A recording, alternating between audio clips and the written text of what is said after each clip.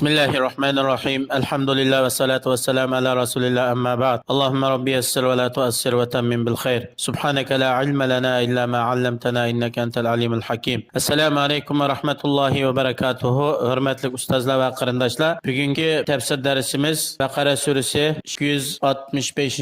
ayetin 270. ayetgacha. Euzu billahi mineşşeytanirracim. Bismillahirrahmanirrahim. Ve meselul lezine ينفقون أموالهم ابتغاء مرضات الله وتثبيتا من أنفسهم كمثل جنة بربوة أصابها وابل فآتت أكلها ضعفين فإن لم يصبها وابل فطل والله بما تعملون بصير. Yuqorida tilovat qilingan oyatning qisqacha tarjimasi o'zining mol mulkini Allohning roziligini talab qilib va Allohning bergan rostchil va'dasiga ko'nglida xotirjamlik bilan o'z ixtiyorligi bilan mollarini sarf qilgan mu'minning misoli havoliq esil bir tog'ning ustidagi yoki egizlikka bir bo'stonliq bog'ga o'xshaydi. Bog'ga mo'l yomg'ir yetgan vaqtida bog'ningki mevalari hasilab oshidi, mo'losillar ko'p bo'ladi. Agar bog'ga yomg'ir suvi yetmasimi, buningga yetgan shu shabnamning suvlari bog'ningki zeminining nihoyat fak munbat bo'lganligidan kifoya qilib o'xshashlar mo'losil beradi. Shuningga o'xshash ixlos bilan nafiq qilgan kishilarning nafiqalarini Alloh qabul qiladi. Garchi qilgan nafiqasi oz bo'lsa-mu, Alloh uning ajr savobini ziyoda qiladi. Alloh subhanahu va taolo sizlarning qilayotgan ishlaringlarni ko'rib turguchidir. Haqiqiy ixlos bilan ish qilgan va shundaqlar riyokorlik bilan ish qilgan hech bir kishining holi Allohga maxfiy qolmaydi. Alloh har birini o'ziga loyiq bo'lgan shaklda jazo mukofotlaydi. Undan keyin Alloh subhanahu va taolo mol mulkini kishilarga riyo qilib chiqim qiladigan kishilar to'g'risida bir misol bayon qildi.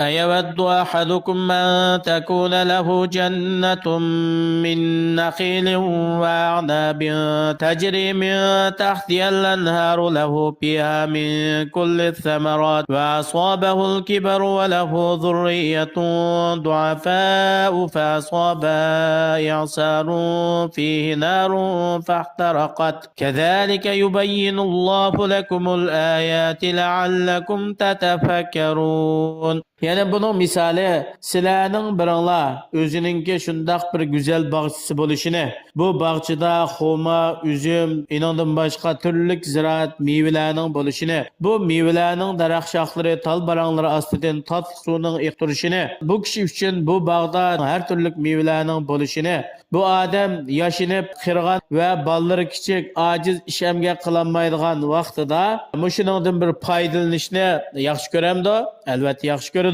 Ammo shundoq bir holat tug'an vaqtida bu bog' bir shamol tegdi. Bu shamolda o't uchqunlari botdi. Bu qattiq shamol bilan kelgan o'tning uchqunlari bog'ning hammasini kuydiribdi. Bu odam yashinib qolgan, ishamga qilolmaydigan, ballari ushoq, ojiz bichora vaqtida bu bog'ning mevalari mo'l o'sinlarga nihoyatda ehtiyojliqdi, ammo bu odamga hech nima qolmadi.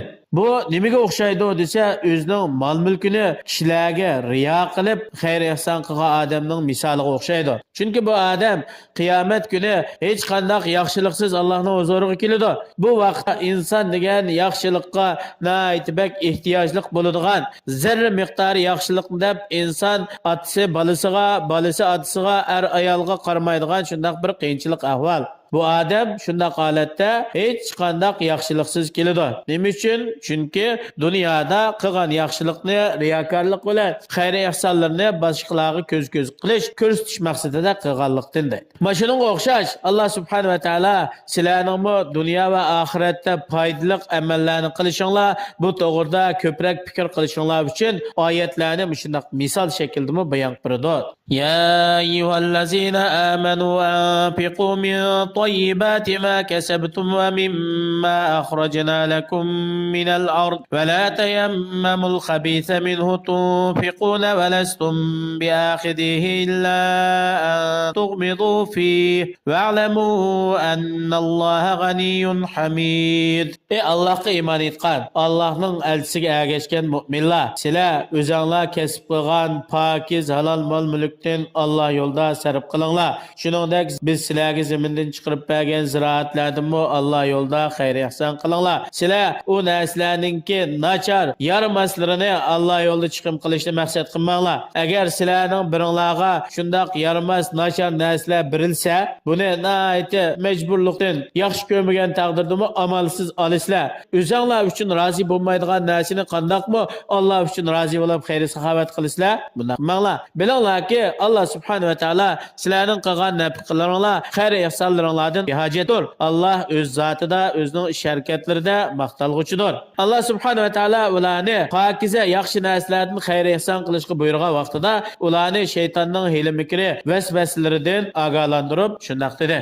الشيطان يعدكم الفقر ويأمركم بالفحشاء والله يعدكم مغفرة منه وفضلا والله واسع عليم يعطي الحكمة من يشاء ومن يعطى الحكمة فقد أوتي خيرا كثيرا وما يذكر إلا أولو الألباب الشيطان سلانه kambag'alchilikdan qo'rqitdi. Mol dunyoni sarf qilsan, kambag'al bo'lib qolasan, puling qolmaydi deb bundan qo'rqitdi. Melongni cho'nqin, hech kimga bermagan deb sizlarni bexillik qiziqtirdi va sizlarni gunoh ma'siyat qilishga da'vat qiladi, vasvas qiladi. Alloh subhanahu va taolo sizlarga gunohinglarni kechirim qiladigan katta bir mag'firatni va'da qildi, kengir rizqni va'da qiladi. Allohning fazli ihsoni, xayri ata ihsonlari nihoyatda kengirdir. Alloh subhanahu va taolo o'zining bandalarining barliq ahvollarini bilib turg'uchidir. Allah subhanahu wa taala bandalardan xohlagan kishiga to'g'ri shaklda amal qilish va to'g'ri so'zlashdan iborat bu ne'matni ato qiladi ekan. Bu katta ne'mat. Har qanday odamga bu ne'mat berildi ekan, bu odam ko'p yaxshilik berilgan bo'ldi.